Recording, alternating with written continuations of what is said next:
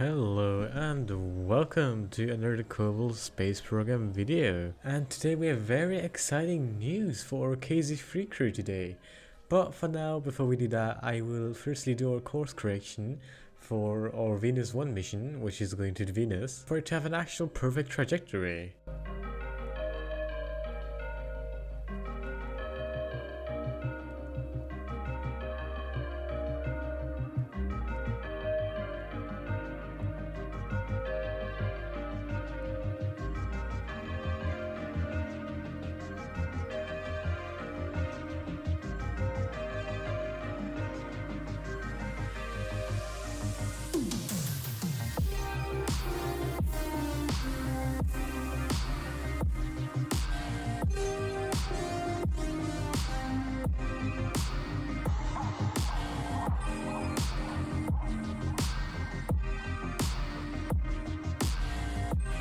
So as you'll see later in this episode, I will accept a lot of contract and missions and we'll do them instantly as well.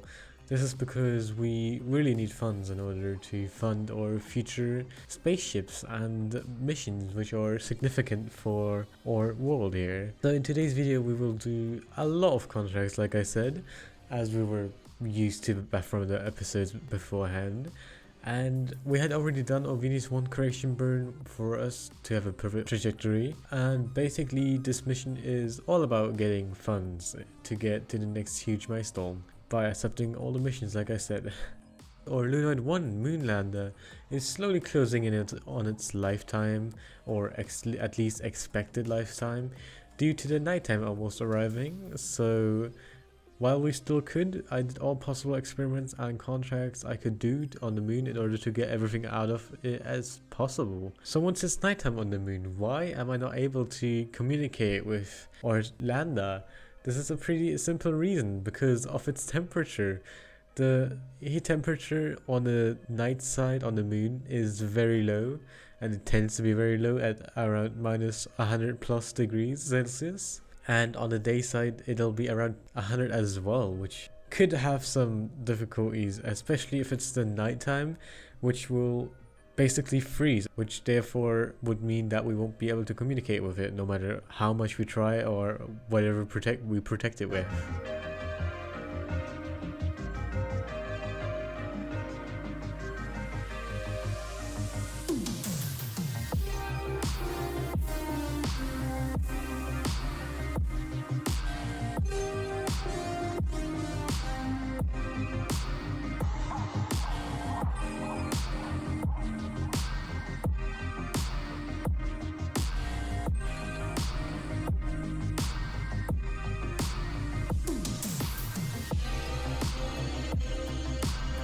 So here we are launching our first Prometheus 2 rocket, modified of course to our likings to complete the contracts.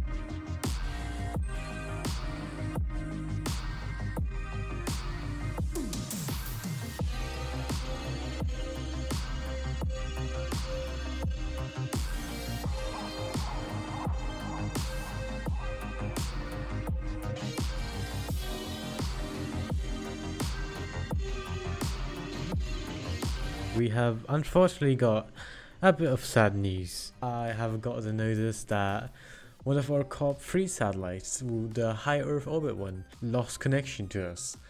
It was the perfect communication satellite due to its height and accessibility, and even helping our Venus 1 mission go to its actual path because we still had contact with it. This is because the solar panels were pointing in the opposite direction of the sun. Of course, we will launch another extra vehicle, the KSP-4, which has a new generation satellite on it, somewhere later, but not this episode. But for now, we will have to use a smaller KSP-1 satellite within low Earth orbit.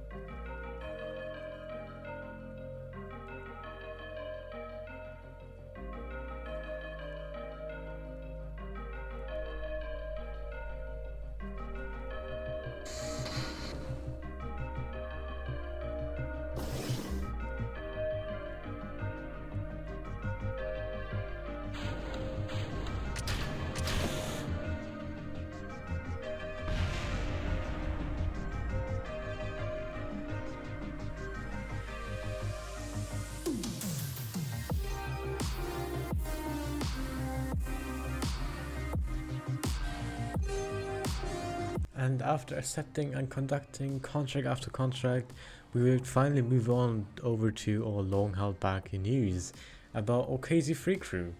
And firstly, I've still done a lunar contract, but when I got the notification that KZ3 was yet again ready to enter the atmosphere to lower its apoapsis, that went successful until engineers on the ground have realized that an astronaut could actually use their EVA jetpack fuel that was remaining from their EVA to act as a sort of engine and therefore propel the ship towards a decreasing periapsis, which surprisingly worked, and it went absolutely flawless. So a periapsis actually went down from 100 kilometers to 77 kilometers, which is way more than enough to re-enter much faster, with this time the crew being prepared for the first real harsh aerobrake.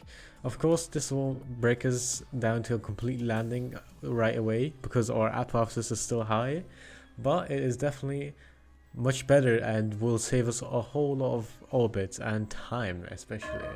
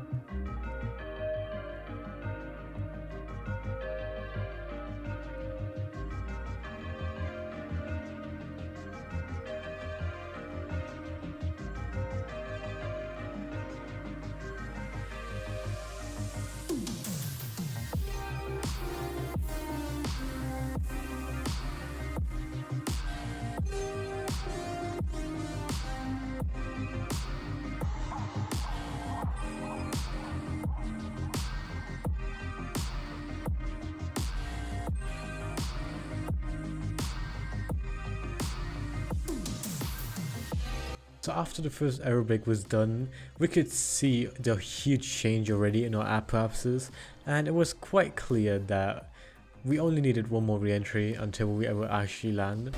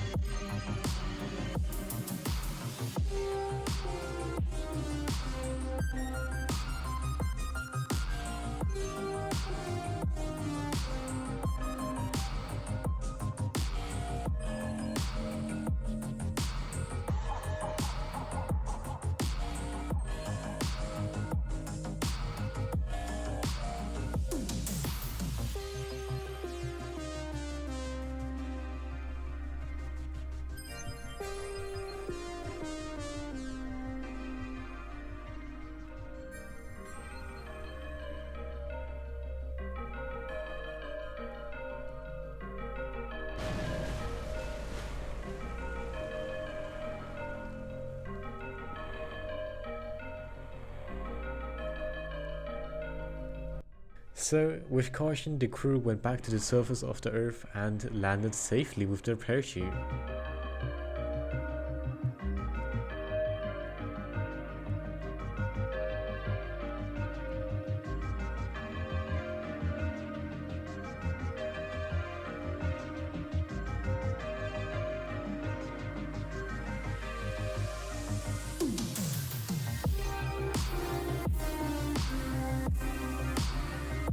So for now, that should be it for this episode. If you like this, please give me feedback down below.